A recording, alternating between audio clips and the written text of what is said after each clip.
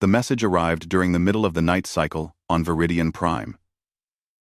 Ambassador Kyle Martinez was reviewing trade agreements when his personal console beeped with an urgent priority signal. He recognized the encryption code immediately. It was from Captain Lisa Monroe, and she never used emergency channels unless something was terribly wrong. Kyle opened the message and felt his blood run cold. The video showed Lisa's face, pale and tense. Her usual calm demeanor was gone, replaced by something that looked like barely controlled rage mixed with horror. She spoke quickly. Her words rushed, but clear. "Kyle, we found something on Theta 7, a research facility. It's run by the Zelvari Consortium. They have children here. Human children. 12 of them. They're being kept in cells." Kyle played the attached files. His hands started shaking as he watched footage from the facility. Small faces pressed against transparent barriers. Kids in identical gray uniforms, looking scared and confused. The youngest couldn't have been more than 6 years old. The oldest was maybe 14. They were all from New Haven Colony. According to the preliminary identification Lisa's team had run, he immediately contacted Commander Peter Grant at Earth Defense Headquarters. Peter was a military man with 30 years of experience, but even he seemed shaken when Kyle explained the situation. They talked for 2 hours, planning their next move carefully. This wasn't just a rescue operation. This was a potential diplomatic disaster that could blow up in their faces if they handled it wrong. The Zelvari were powerful. They had money, influence, and connections throughout the Galactic Council. They owned pharmaceutical companies, research labs, and held patents on technologies that dozens of species relied on. Starting a fight with them could have serious consequences for humanity's standing in the galactic community. But those were children in cages. Kyle didn't sleep that night. He spent hours reviewing everything he could find about the Zelvari Consortium and their research operations.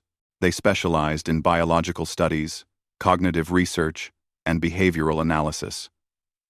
Their work was respected throughout the galaxy, even if their methods were sometimes questionable. But this crossed every line Kyle could imagine. By morning, he had a plan. He would confront the Zelvari representative directly but privately first. Give them a chance to explain. Maybe there was something he was missing. Maybe this was some kind of terrible misunderstanding. Even as he thought it, Kyle knew he was grasping at straws. There was no good explanation for keeping children locked up like laboratory animals. Director Thelnax agreed to meet with him in a private conference room. The Zelvari was tall and thin, with gray skin and large black eyes that never seemed to blink. He moved with a fluid grace that Kyle had always found slightly unsettling. When Thelnax entered the room, he showed no sign of concern or guilt. "Ambassador Martinez, what can I do for you?" Thelnax's voice had a musical quality that the translator struggled to capture properly. Kyle didn't waste time with pleasantries. "One of our ships discovered your research facility on Theta 7, the one where you're holding 12 human children." Thelnax tilted his head slightly. "Ah, yes. The cognitive development study. What about it?" The casual tone made Kyle's jaw clench. "What about it? You kidnapped children from one of our colonies. You have them locked in cells. You're experimenting on them. Kidnapped is such an ugly word, Ambassador. We acquired specimens through proper channels. The research is completely legitimate under consortium guidelines. We are studying human cognitive development patterns and stress response mechanisms. The subjects are being treated humanely and will be returned to their colony once the study is complete." Kyle felt rage building in his chest, hot and fierce. They're not subjects. They're children. Living, thinking, feeling children who were taken from their families. How can you possibly think this is acceptable? Thelnax seemed genuinely puzzled by Kyle's reaction. "Ambassador, your species is still relatively new to the Council. Perhaps you don't fully understand how scientific research operates at the galactic level. Established species have certain privileges when it comes to studying newer member races. It's how we all learn from each other. The data we're collecting will be valuable for understanding human development. By terrorizing kids, by locking them up and running experiments on them, we prefer the term controlled observation. And I assure you, no permanent harm is being done. Your species will actually benefit from our findings in the long run. Kyle stood up, his chair scraping loudly against the floor. This conversation is over. Those children are going home, Director. One way or another. Thelnax remained seated, completely calm. I would advise against any rash actions, Ambassador.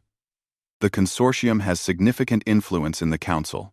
If humanity wishes to maintain its standing and trading relationships, you would be wise to let this study continue as planned. Kyle left without another word. His hands were still shaking, but now it was from anger rather than shock. He went straight back to his office and contacted Peter again. They needed to move fast, but they also needed to be smart about this. While they talked, another message came through. This one was from Ambassador Sireth, one of the Kreloth delegates. The Kreloth were bird-like beings with brilliant plumage and sharp intelligence. Sireth had always been friendly toward humans, and the message was marked as private and urgent. Kyle opened it after finishing his call with Peter. Sireth's message was brief but important. I heard about Theta 7 through informal channels. Be careful, Ambassador Martinez. But know this. The Zelvari may have made a mistake larger than they realize. What they have done violates deep taboos for many council species. When this becomes public, the response may surprise you. Some lines should never be crossed, regardless of species. That gave Kyle something to think about. He had assumed humanity would be alone in this fight, that other species would see it as an internal matter, or side with the powerful Zelvari. But maybe there were allies he hadn't considered. Meanwhile, on Theta 7, Lisa Monroe and her crew were gathering evidence. They documented everything they could without alerting the facility's security. The children were being kept in individual cells with minimal contact with each other. They were subjected to various tests throughout the day. Stress response evaluations, problem-solving under pressure, isolation tolerance studies. The oldest girl, Megan Harris, had been trying to keep the younger ones calm, talking to them through the walls when the guards weren't watching. Lisa's medical officer had managed to scan the children remotely. They were physically healthy, but showing signs of severe psychological stress. Every day, they stayed in that facility, caused more damage. Back on Viridian Prime, Kyle was preparing for the next phase. Peter was mobilizing a tactical team, just in case diplomacy failed. Colonel Jake Stevens and his Marines were being briefed on the situation. They would deploy quietly to a position near Theta 7 and wait for orders. Kyle knew time was running out. Intelligence suggested the Zelvari were planning to move the children to another location soon, somewhere harder to find.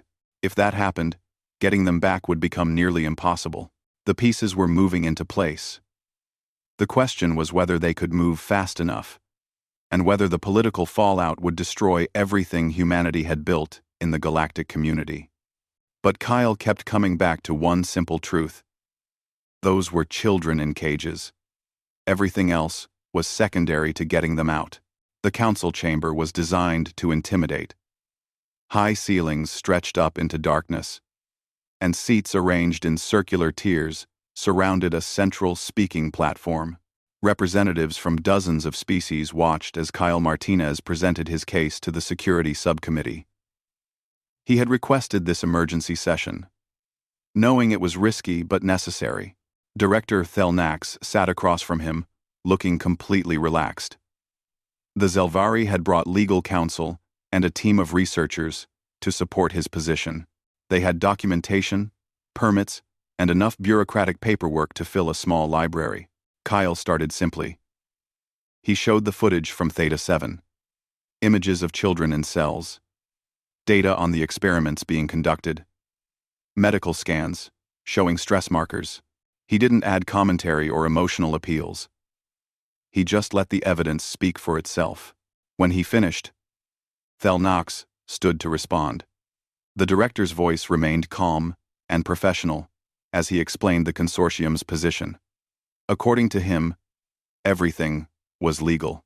The children had been acquired through intermediaries who had proper authorization. The research followed all established protocols for studying developing sentience. The conditions met minimum standards for subject care. Ambassador Martinez is allowing his species' emotional attachment to their offspring to cloud his judgment. Thelnack said, "This is pure science. We have broken no laws. The consortium has conducted similar research on juvenile members of other species for centuries. This is simply how knowledge advances."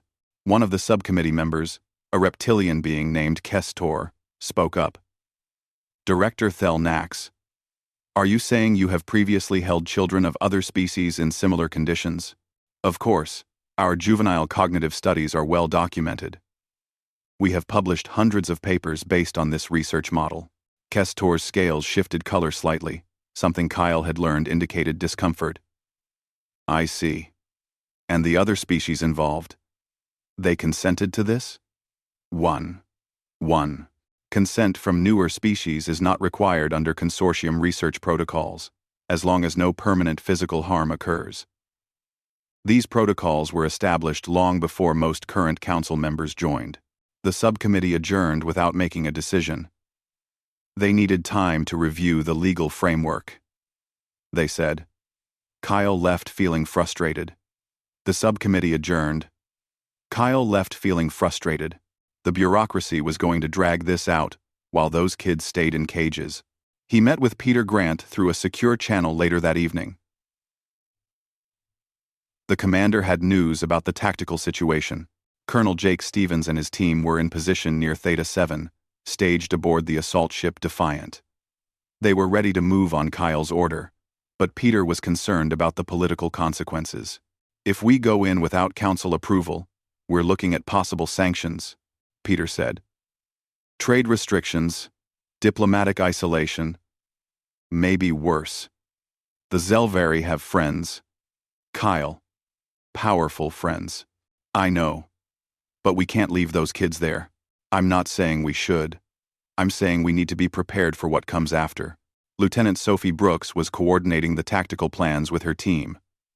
She had reviewed the facility's layout dozens of times, identifying entry points and security measures. Dr. Alan Price, the Defiance medical officer, had prepared special trauma counseling equipment. Everyone knew this wasn't going to be a simple extraction. Back on Viridian Prime, something unexpected was happening. Kyle started receiving private messages from other council delegates. Not official communications, but personal notes. The first came from Ambassador Sirith, as promised. The Kreloth delegate wanted to meet privately. They met in one of the station's garden sections, a place where conversations could happen away from recording devices and official oversight. Sirith's feathers were ruffled, a sign of agitation in the Kreloth species.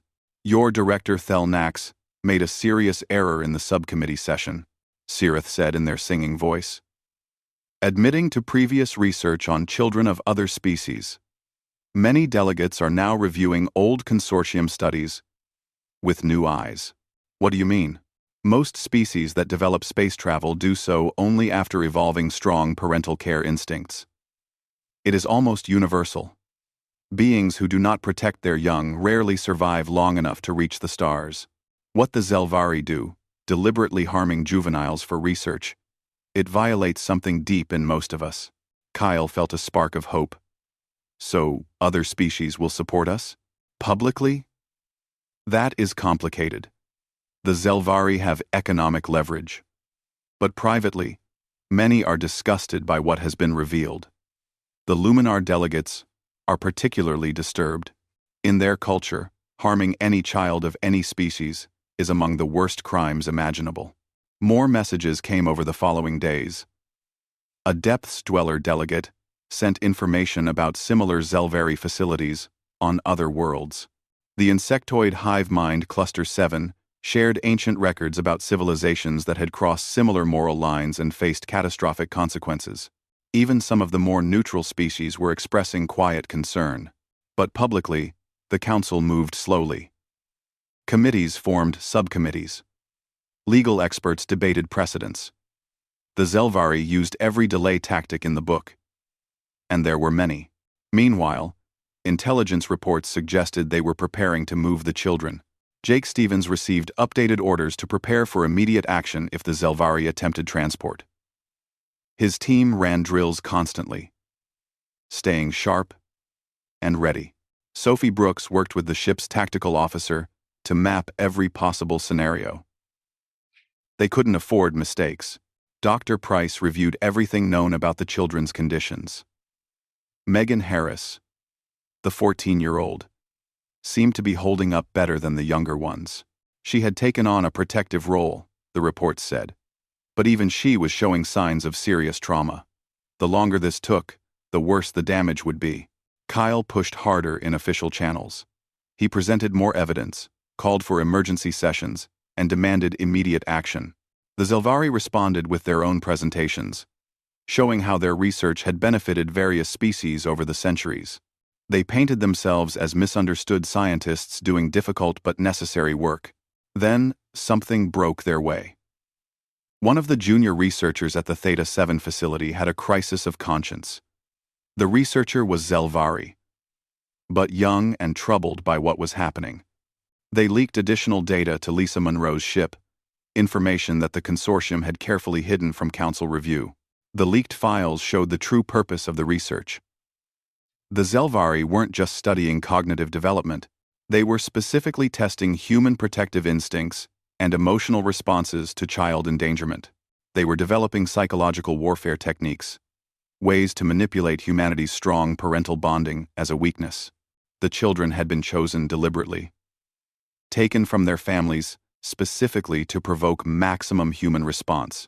Every test, every stressor, was designed to generate data on how humans react when their young are threatened. It was cold, calculated, and far worse than simple research curiosity. Kyle brought this new evidence to Peter immediately. The commander's face went hard when he saw the files. This changed everything. This wasn't scientific research anymore. This was the development of weapons, using children as test subjects. "We need to move now," Peter said. "Before they relocate those kids. I'm authorizing the extraction. The council hasn't approved. Forget the council. We have enough evidence now to justify action under our own laws. Those children are human citizens being held against their will and used in weapons development against humanity.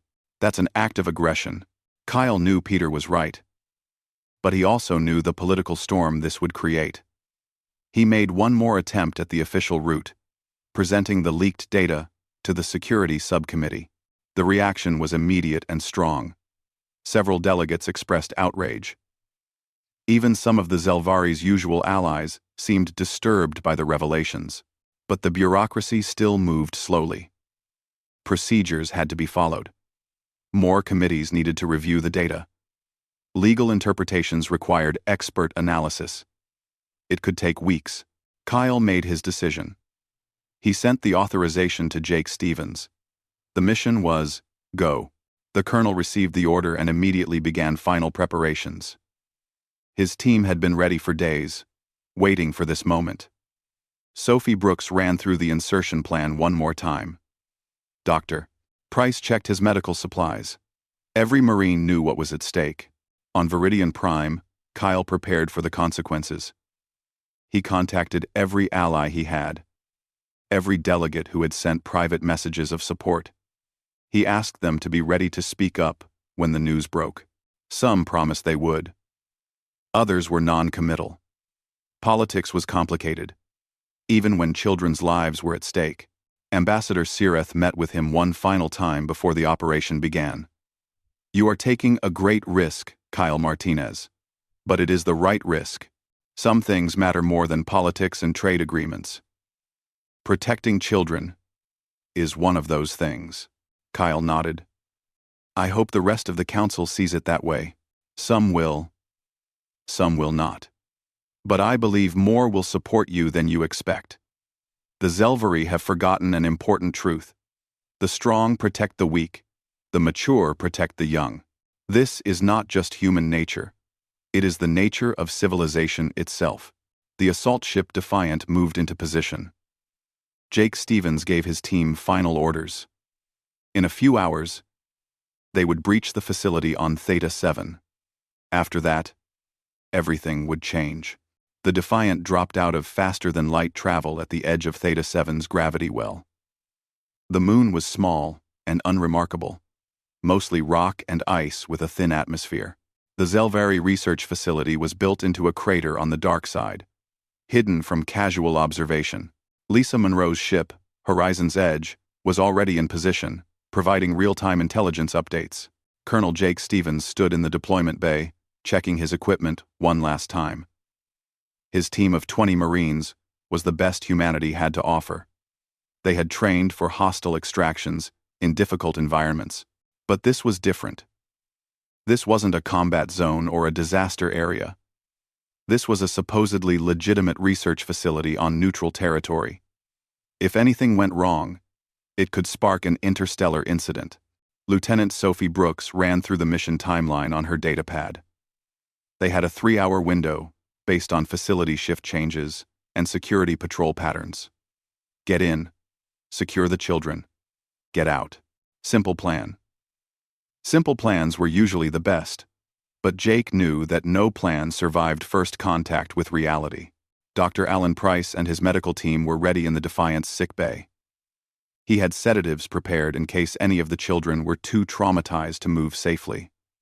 He had trauma counselors standing by. He had contacted specialists back on Earth who worked with rescued hostages.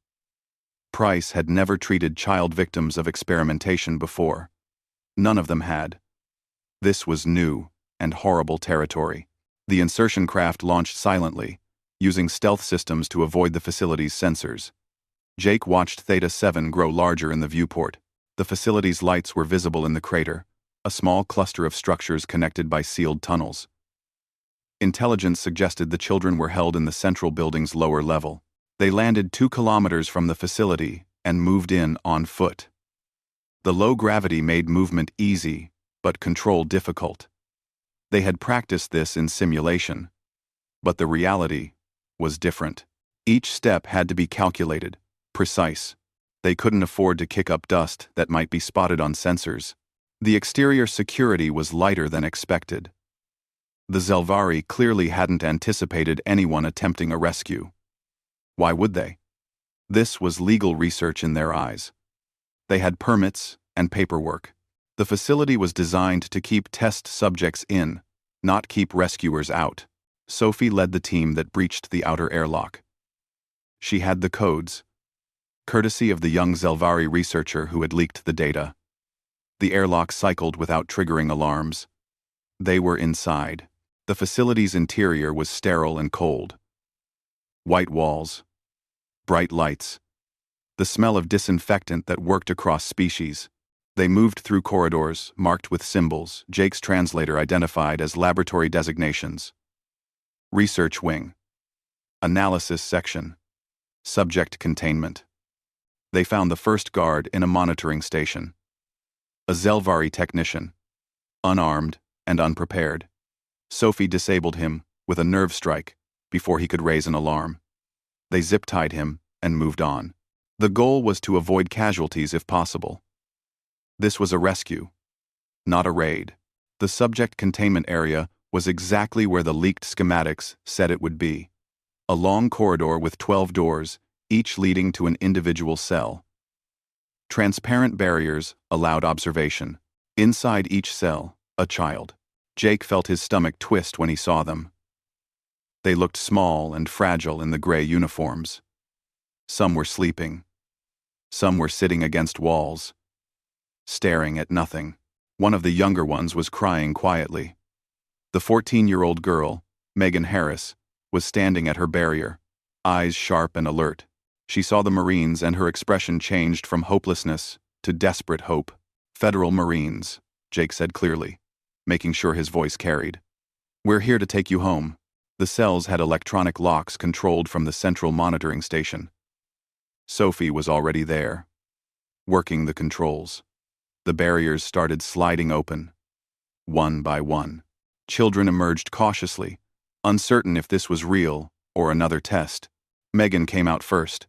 She immediately went to the younger children, gathering them close. "It's okay," she told them. "They're humans. They're here to help us." Dr. Price moved forward with his medical team. They had child-sized emergency suits ready. The plan was to get everyone suited up and move to the insertion craft as quickly as possible. But Price wanted to do quick medical checks first, make sure everyone could move safely. That was when the alarms went off. Somewhere in the facility, someone had noticed the breach. Red lights started flashing. A Zelvari voice announced in musical tones that there was a security incident. Lockdown protocols activated throughout the facility. "Time to move," Jake ordered. "Get those suits on. Now." His Marines helped the children into the emergency suits, working fast but careful. The younger ones were scared and confused. The older ones understood the urgency and helped. Megan was incredible, keeping the others calm, even as alarms blared around them. Sophie was monitoring the facility's security network. "We've got 6 guards converging on this level. They're armed with stun weapons. 2 minutes out. Can we seal them out?" "Working on it." Sophie's fingers moved rapidly across the control interface. Doors throughout the facility started closing and locking, buying them time. They got the last child suited up just as the first security team arrived at the sealed door. Jake could see them through the transparent barrier. Zelvari guards looking confused and angry. One of them was on a communicator, probably calling for reinforcements. "We need another exit," Jake said. Lisa Monroe's voice came through his comm. "There's a maintenance tunnel that leads to the surface, 30 meters from your position. I'm sending the route to Sophie's pad." They moved quickly, Jake's team forming a protective circle around the children. The maintenance tunnel was narrow and dark, definitely not designed for group evacuation. But it worked. They filed through in single line, Marines in front and back, children in the middle. The tunnel sloped upward, eventually opening onto the moon's surface through a small access hatch. The insertion craft was waiting, engines hot and ready. They loaded the children aboard, Marines counting heads to make sure everyone was accounted for. 12 children, all present. The facility's external security forces were scrambling, but they were too slow. The craft lifted off before anyone could stop it, accelerating hard toward the Defiant. Behind them, the Zelvari were probably trying to decide what to do. Attack a human military vessel? That would be an act of war. But letting the research subjects escape was unacceptable to them. They didn't have time to make the decision. The Defiant's point defense systems locked onto any facility weapons that tried to track the insertion craft. The message was clear. Don't even think about it. Aboard the Defiant, Dr. Price was conducting proper medical examinations. The children were physically healthy, which was something. No injuries, no signs of physical abuse, but the psychological scans were concerning. Elevated stress hormones, signs of trauma. The younger ones were having trouble understanding that they were actually being rescued, that this wasn't another test. Megan was the most coherent. She sat in the medical bay and gave a detailed account of what had happened. They had been taken from New Haven during a field trip, grabbed by beings they had never seen before, and transported to Theta 7. The Zelvari had kept them separated most of the time, only allowing brief contact periods that were clearly part of the research protocol. The tests had been psychological rather than physical. Isolation periods. Problem-solving scenarios with deliberate frustration built in. Recordings of their parents calling for them, played at random times to measure emotional response. Controlled fear situations, where they were told terrible things might happen.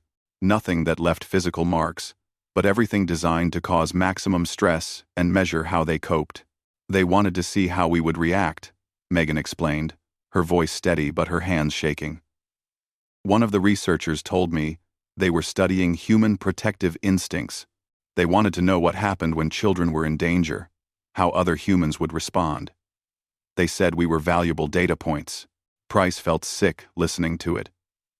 These were calculated torture sessions dressed up as science. The youngest child in the group was 6 years old. 6. What kind of beings could do this to a 6-year-old and call it research? Jake Stevens was in the command center, coordinating with Commander Peter Grant and Kyle Martinez. The rescue was successful, but now came the hard part. The Zelvari were already filing formal complaints with the Galactic Council. Humanity had violated their property rights, interfered with legitimate research, and committed what they called theft of valuable specimens. Let them complain, Peter said grimly. We have the children. That's what matters. Kyle was less certain. The political fallout is going to be severe.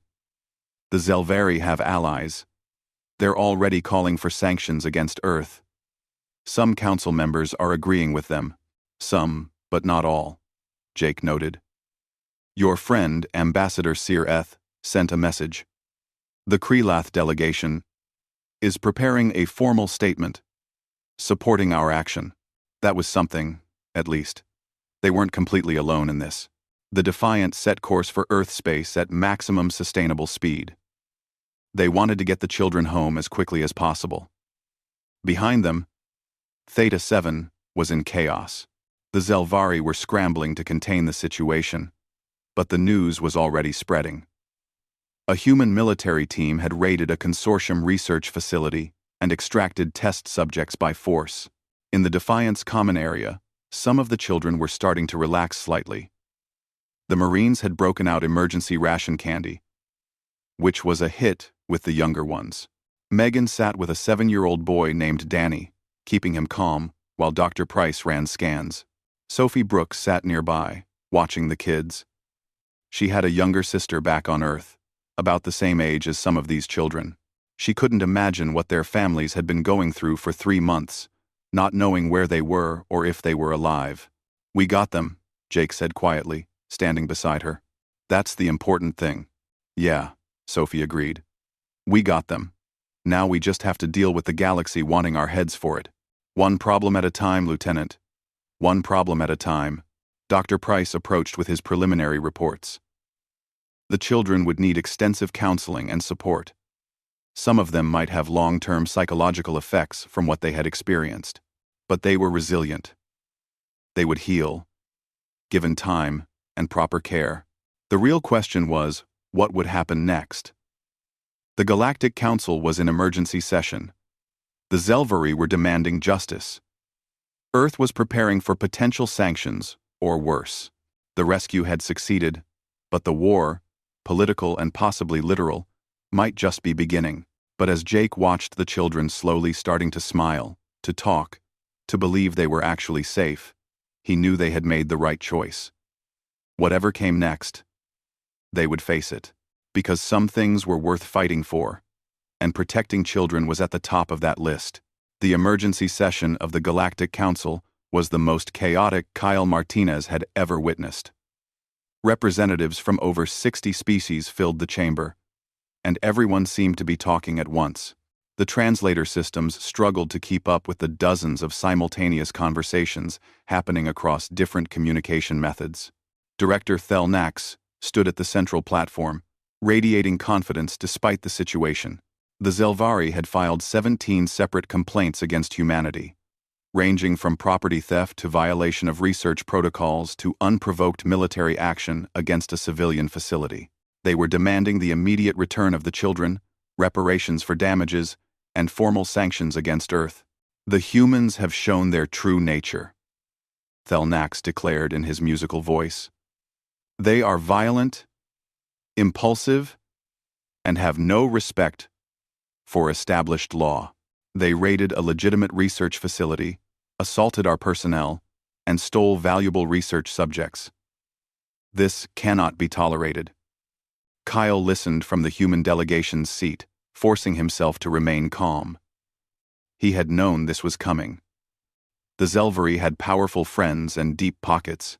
They were using every bit of influence they had built over centuries to turn the Council against humanity. Several delegates spoke in support of the Zelvari position. A Trade Federation representative talked about the importance of respecting research rights. A corporate council member discussed the economic implications of allowing military raids on civilian facilities. They made it sound like humanity had committed some terrible crime. But Kyle noticed something interesting.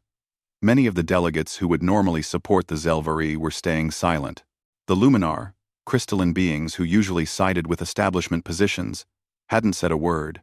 The Depths dwellers, aquatic creatures who rarely involved themselves in surface politics, were watching intently. Even some of the Zelvari's closest allies seemed uncomfortable. Then Ambassador Sireth rose to speak. The Kreelath delegates' feathers were arranged in a pattern that Kyle's cultural briefings identified as formal declaration mode. The chamber quieted as Sireth moved to the speaking platform with graceful, bird-like steps. "I wish to address this council about what has truly happened here," Sireth began, their voice carrying a melody that the translators rendered as deep concern. Director Thelnax speaks of property rights and research protocols. But there is a question that must be asked first. A question that goes to the heart of what we claim to be as civilized beings. Sireth activated a holographic display. Images appeared in the air above the platform. The children in their cells. The test protocols. The psychological torture disguised as research. The stated purpose of developing weapons against humanity by studying how they responded to child endangerment. "These are not property," Sireth said firmly. "These are children, juveniles of a sentient species, taken from their families and subjected to deliberate psychological harm, not for medical treatment, not for their own benefit, but to develop weapons of war." The chamber erupted in noise. Some delegates seemed shocked. Others tried to shout over each other. Thelnax attempted to respond. But Sireth wasn't finished. "The Kreelath have a saying," the ambassador continued. "The measure of a civilization is found in how it treats the smallest and weakest among all species. We evolved from communal nesting creatures. Our young are sacred to us. But this is not unique to my people. I have researched the evolutionary histories of every species in this chamber. Almost all of you evolved with extended parental care. Almost all of you have cultural protections for juveniles. The deliberate harming of children is considered among the worst crimes in your societies." Sireth's feathers shifted colors, displaying patterns that conveyed deep disturbance. "The Zelvari have revealed that they have conducted similar research on juveniles of other species for centuries. How many of your children have been in their facilities? How many of your young have been subjected to this treatment while you trusted the consortium's reputation?" That hit hard. Kyle could see delegates pulling up data on their personal displays, searching for information about past Zelvari studies. Conversations became heated as species representatives discovered that yes, the consortium had indeed conducted cognitive studies on their juveniles at various points. The massive insectoid delegate representing Cluster 7 rose. The hive mind rarely spoke. In council sessions, preferring to observe and analyze. When they did speak, everyone listened. "This unit has accessed historical archives dating back 11,000 cycles," Cluster 7's synthesized voice announced. "Records show 17 instances of civilizations that institutionalize the deliberate harm of juveniles for research or other purposes. Of these 17, 12 are extinct. 4 experienced catastrophic social collapse. 1 survived, but was permanently isolated from galactic community. None prospered. The chamber went very quiet. The pattern is consistent across time and space," Cluster 7 continued. "Species that violate the fundamental protection of developing members lose the evolutionary advantage that allowed them to reach spacefaring capacity. They destroy themselves, or are destroyed. This is not morality. This is mathematical probability." Director Thelnax tried to regain control. "This is emotional manipulation. The research was legal under existing frameworks." "Legal," said a new voice. It was the Luminar Prime, speaker for the Crystalline Collective. The Luminar were some of the oldest members of the council, and their words carried weight. Director Thelnax uses this word often. Legal. As if legality and morality are the same thing. The Luminar Prime's crystalline form shifted, creating harmonics that expressed profound disappointment.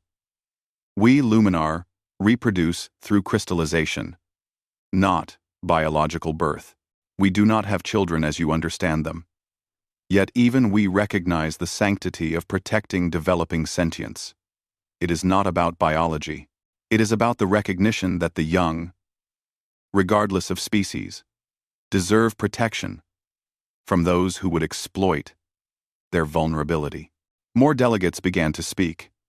The depths dwellers, in their liquid-filled tank, generated pressure waves that the translators converted to speech. But this crosses a line we cannot ignore. Our young are vulnerable for the first decade of life.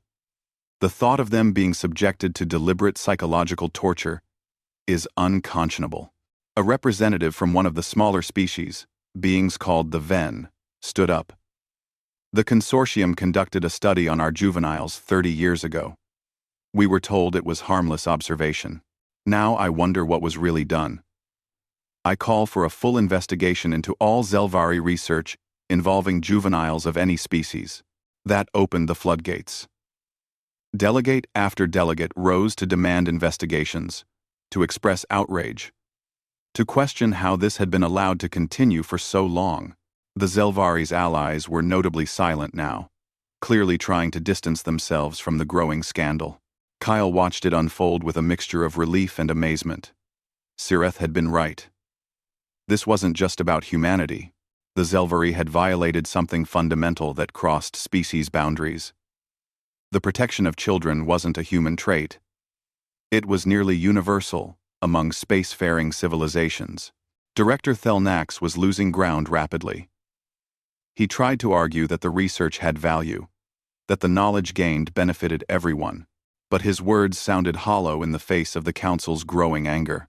The elders of Proxima, the oldest species in the Council, finally spoke. They rarely involved themselves in day-to-day politics, but their voice carried enormous authority. The elder who spoke was estimated to be over 3,000 years old. In our long history, we have seen many things. We have witnessed the rise and fall of countless civilizations. There are patterns to these things. Lines that should not be crossed. The consortium has crossed such a line. Not just in their treatment of human children, but in their systematic exploitation of juveniles across multiple species over centuries. The elder's ancient voice was tired but firm. We invoke the protocols of fundamental protection.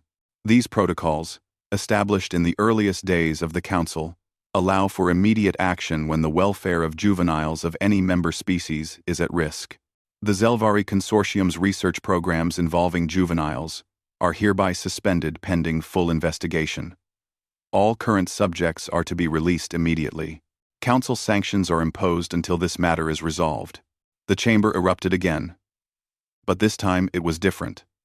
The tide had turned completely. The Zelvari went from accusers to accused in the span of a single session. Their allies were abandoning them. Species that had benefited from consortium research were now questioning everything they had accepted. Kyle received a message from Commander Peter Grant. "I'm watching the broadcast. Did that really just happen?"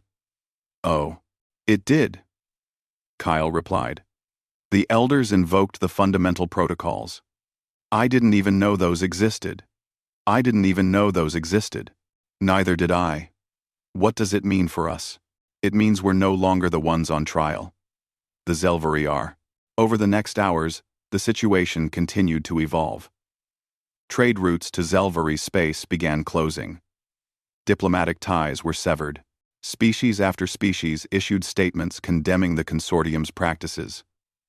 The economic and political isolation was happening in real time. Faster than Kyle had thought possible.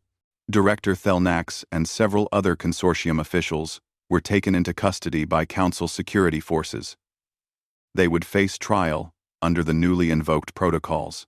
The charges were extensive, covering decades of questionable research practices. Back on Earth, the 12 rescued children were being reunited with their families. The news broadcasts showed tearful reunions, parents holding children they thought they might never see again.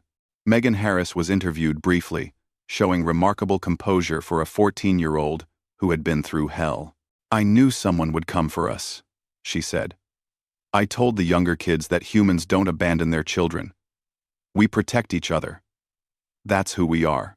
Kyle watched the broadcast from his quarters on Viridian Prime. Megan's words summed it up perfectly. Humans protected their children. But so did most other species. That's what the Zelvari had failed to understand. They had seen humanity's fierce protection of their young as a weakness to exploit. Instead, it had unified the galaxy against them. Ambassador Sireth visited Kyle that evening. The Kreelath settled into a perch designed for avian species and regarded Kyle with bright, intelligent eyes. "You took an enormous risk," Sireth said. "Authorizing that rescue without council approval could have ended very badly for your species." "I know. But I couldn't leave those kids there." "No, you could not. And that is why you have gained more respect in one day than most species earn in a century. You acted on principle when it would have been safer to act on politics. The council will remember that." Kyle nodded slowly. "The Zelvari will face justice?" "They will. The investigations have already begun. We are discovering the scope of their research programs was far larger than anyone knew. Dozens of species were affected. The consortium will not survive this." "Good." Sireth's feathers ruffled in what Kyle had learned was amusement. "You humans have a saying, I believe. Don't poke the bear?" "Do something like that." The Zelvari poked the bear. But they did more than that. They poked every species that values its children. They forgot that protecting the young is not weakness. It is the foundation of civilization itself. 3 months after the rescue, the Galactic Council chamber looked very different. The Zelvari delegation seats sat empty, and would remain so for the foreseeable future. The consortium had collapsed under the weight of sanctions, criminal investigations, and the complete loss of trust from the galactic community. What had once been a powerful economic force was now a cautionary tale. Kyle Martinez stood at the human delegation's position, watching as the council prepared to vote on new legislation. The Protection of Juveniles Act had been drafted quickly, by council standards, and had support from an overwhelming majority of member species. It would explicitly forbid any research or experimentation on children of sentient species without explicit parental consent and oversight. Violations would carry severe penalties, including immediate expulsion from the council. The vote was called. The results appeared on the holographic display almost instantly. 147 votes in favor. 3 abstentions from species that didn't reproduce in ways that created juveniles. 0 votes against. It was one of the most unanimous decisions in council history. Ambassador Sireth caught Kyle's eye from across the chamber and gave a small nod of satisfaction. The Kreelath had been instrumental in building support for the legislation, speaking passionately about the need for explicit protections. But the real momentum had come from the revelation of just how many species had been affected by the Zelvari's research programs over the centuries.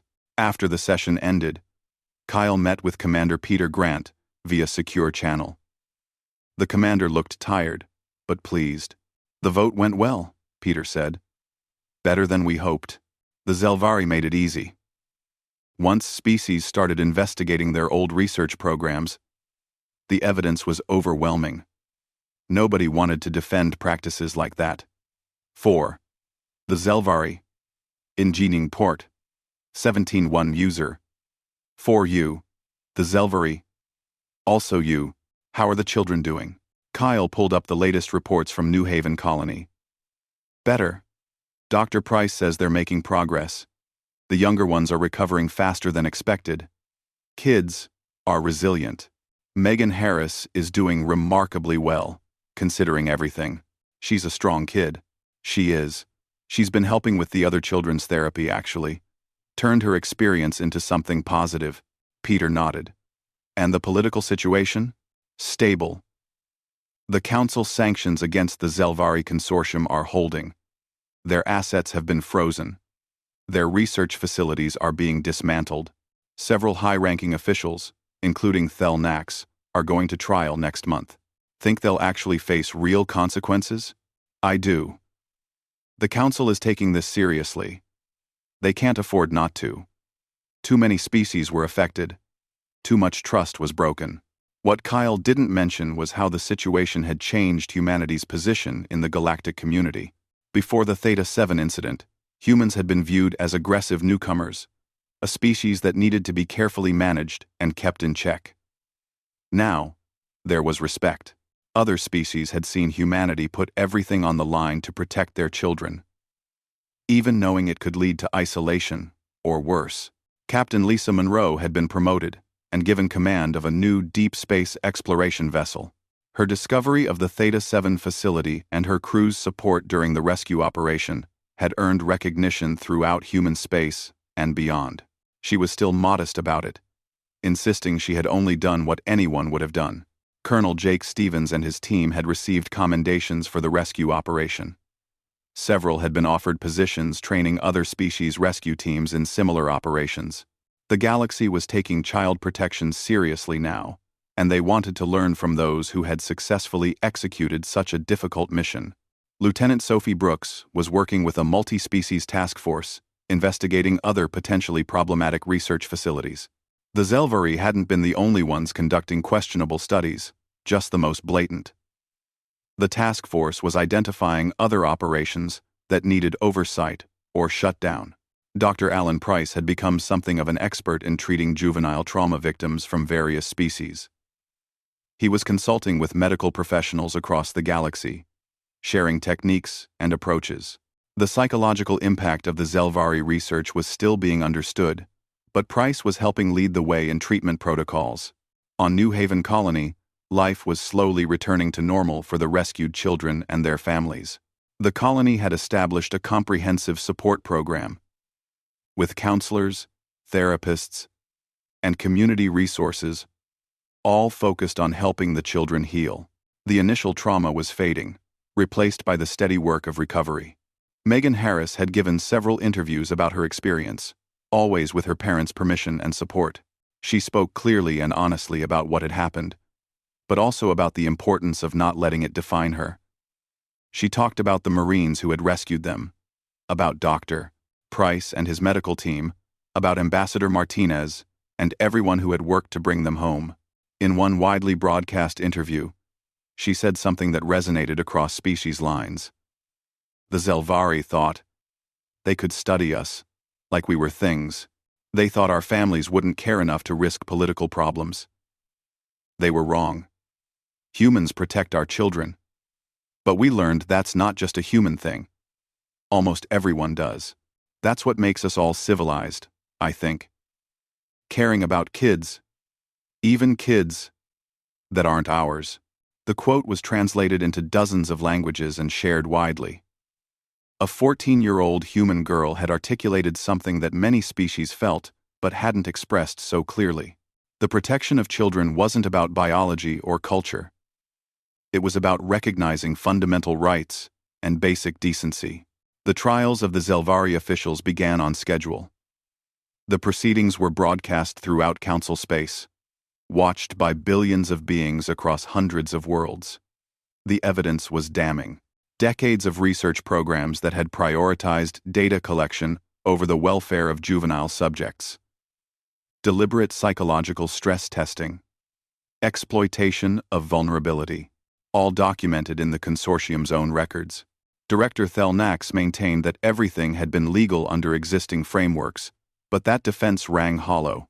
The court pointed out that legality without morality was tyranny, and that the consortium had hidden the true nature of their research behind bureaucratic language and technical terms. They had known what they were doing was wrong. They had simply believed they were powerful enough to get away with it. The sentences were severe. Thelnax and several other officials received lengthy prison terms.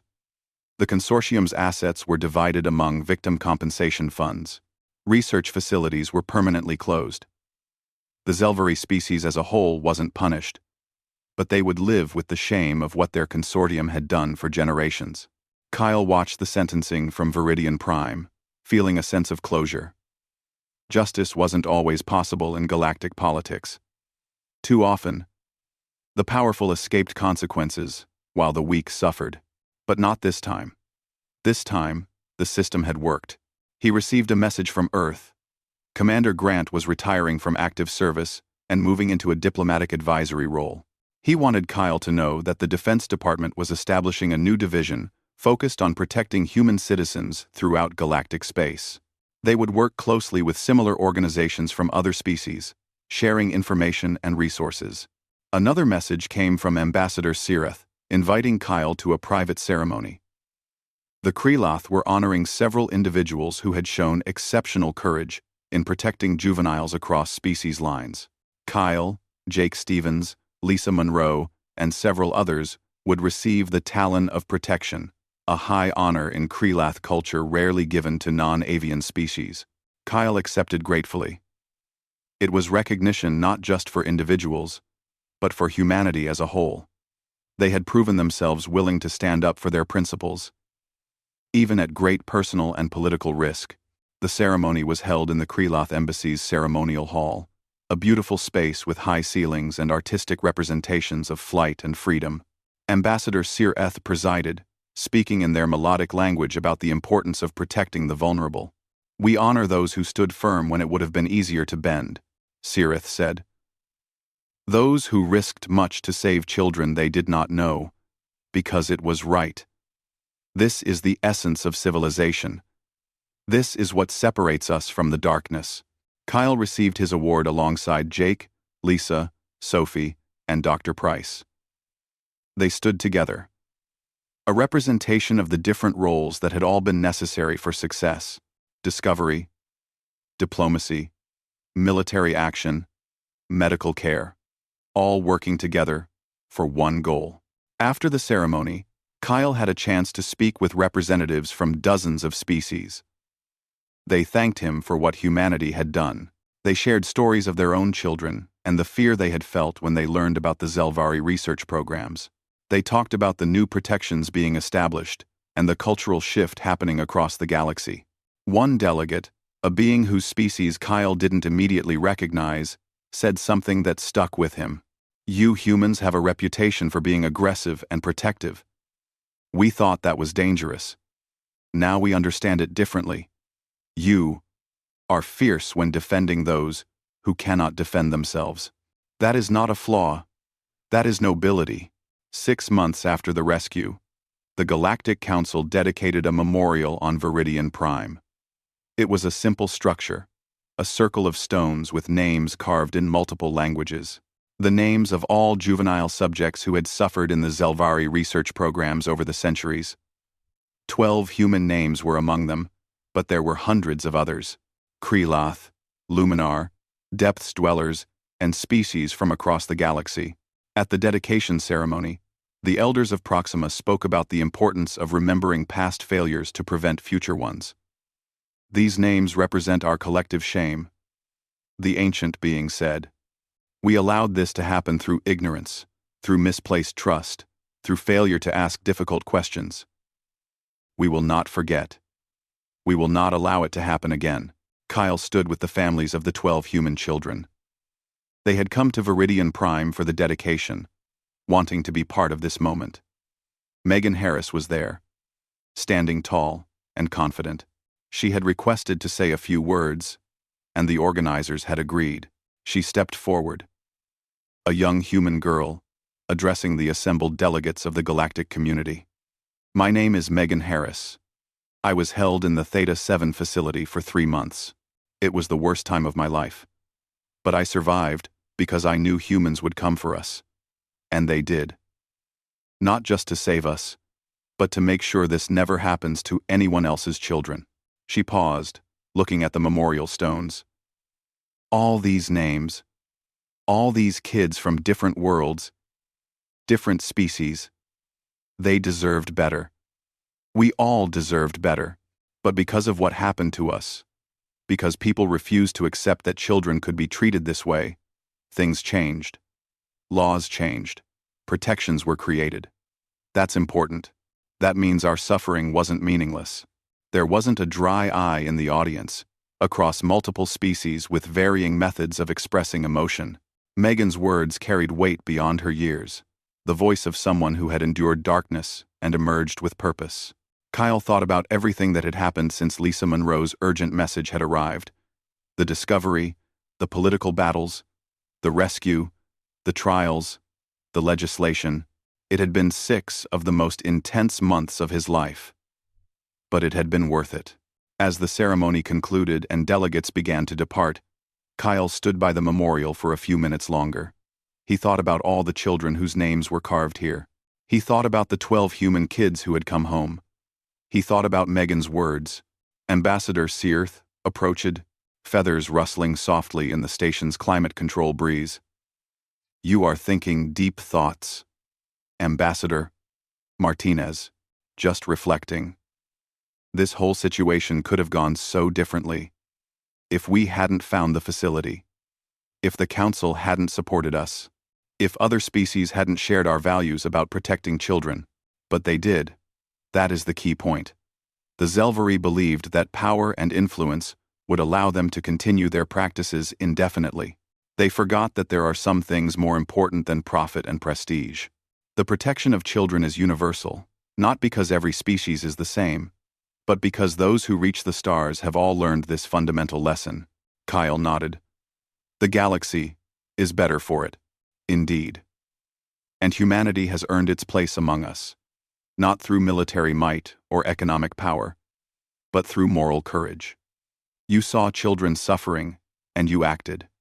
That is what we will remember. As Kyle prepared to return to his quarters, he checked messages one final time.